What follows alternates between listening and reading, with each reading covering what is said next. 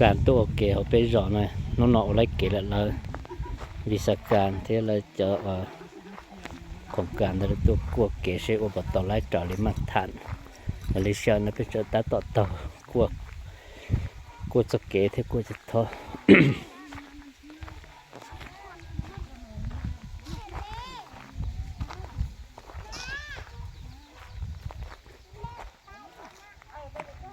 ตอนนี้มันยากตรงนี้นะเพื่อนก็คงกันทั่วบ้านนี่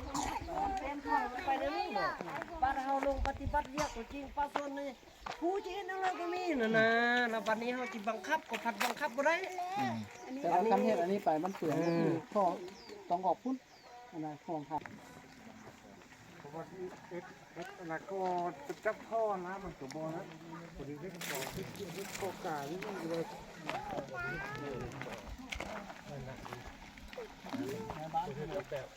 เห็นนะตามเพจของ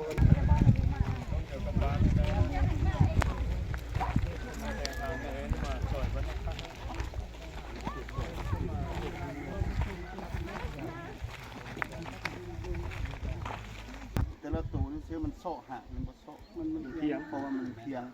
อัตราการไหลของน้ำจากตัวนี้ไปหานั่นมันเกือบ ยันติดจุดมาจีเป็นพ่อแล้วคันจะเอาบุกคุณออกมีแต่ยันละแตงนี่เที่ยงเลยที่ไปวันนี้ดิไปจ้ะคนวิ่งมือประมาณนี้ชมไปทุกที่ไปเรื่อย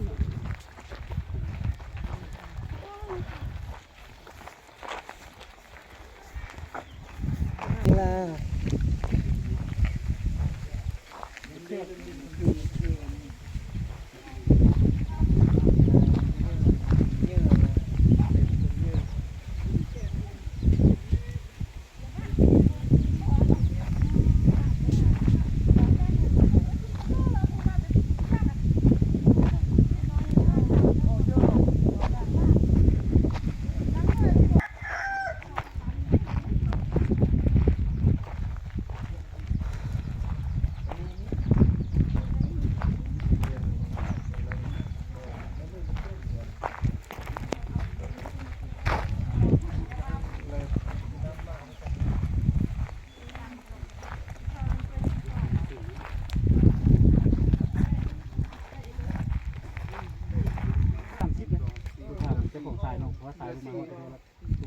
านั้นได้เอาขึ้นแล้วนะ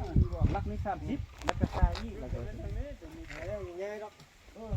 มีแต่จะเข้ามาเบิ่งนะบ่เป็นเลยล่ะปั๊บเลยแล้วคือว่าเพิ่นประกวดแล้วก็เนี่ยอันนี้แล้วมันเราเฮ็ดเอาใจแล้วจะเฮือนลงประกวดเอา เรือว่านะแผนของโครงการนี้เต็มมาเนี่ยดับพังแล้วมันไปในนู่นบ้านลงปฏิบัติป่าสนมันผู้นั่นเลยก็มีคือว่าเนี่ย ใส่นั่นบ่ ผู้เย็นนั่นก็มีเอา ใส่ในนะ ใช้หมดแล้วนกมันก็มีเลยกับโซนอะไรอย่างนี้